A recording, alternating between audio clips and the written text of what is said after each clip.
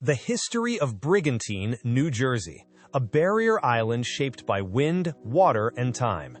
For centuries, a narrow strip of sand rested along the New Jersey coast. It shifted with the tides, it bent under storms, it disappeared and reappeared with the seasons. Long before beach houses, roads, or vacationers, this barrier island existed in a constant state of motion, shaped not by human hands, but by wind, waves, and time. This is the story of Brigantine, New Jersey, a place defined by change, resilience, and a long struggle between people and the sea. Long before European ships appeared on the horizon, the coastal region surrounding Brigantine was home to Native American tribes, most notably the Lenape. The Lenape understood the barrier islands differently than later settlers would. They did not attempt to dominate or permanently alter them. Instead, they moved with the seasons. The island was used for fishing, shellfish gathering, and temporary camps. Canoes moved easily through the back bays and marshes, where fish and birds were plentiful. The Lenape knew the island was powerful and dangerous. Storms could reshape it overnight. Inlets could open and close without warning. Permanent settlement here would have been impractical. The island was respected, not conquered. That relationship would change with European arrival. When Dutch and later English explorers reached the New Jersey coastline in the 1600s, they saw opportunity rather than balance. The barrier islands were charted, named, and claimed. Brigantine's name likely came from the Brigantine, a small, fast sailing ship common in the region's coastal waters. These waters were ideal for trade, but also for smuggling. The inlets and shifting shoals made navigation difficult for outsiders, but locals learned to use them. The island gained a reputation as a place where goods could quietly pass in and out of the colonies. Salt hay farming soon became a primary economic activity. Marsh grasses were harvested and shipped to the mainland, where they were used for livestock bedding and fertilizer. Fishing, clamming, and oystering supported small populations, but Brigantine remained isolated. There were no roads, no bridges, and no real infrastructure. Life here was temporary and dependent on the sea. During the 18th century, Brigantine's coastline became part of what sailors called the wreck coast.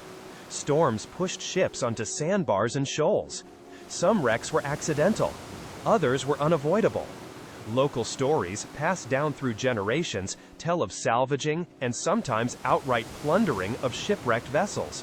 Whether these tales were exaggerated or not, Brigantine earned a reputation as a hard place, shaped by survival rather than comfort. Permanent homes were rare. Buildings were simple and easily lost to storms. Nature still ruled.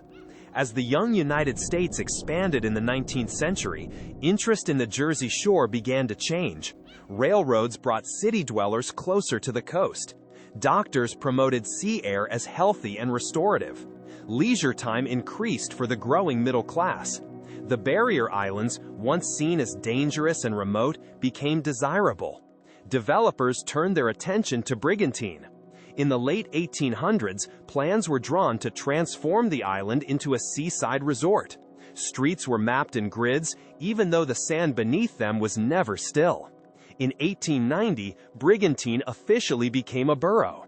Hotels rose along the ocean front. Boarding houses and cottages followed. Visitors arrived for summer stays, often remaining for weeks at a time.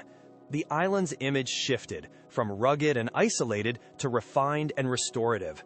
The early 20th century marked Brigantine's emergence as a full-fledged resort town. Large hotels dominated the skyline.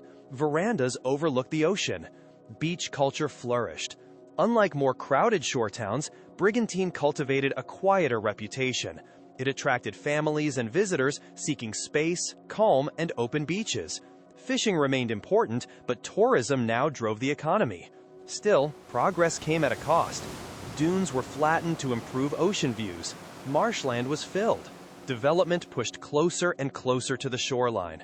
The island appeared more permanent, but its natural defenses were weakening. Storms soon reminded residents of reality. Nor'easters regularly flooded streets. Homes were damaged. Shorelines retreated.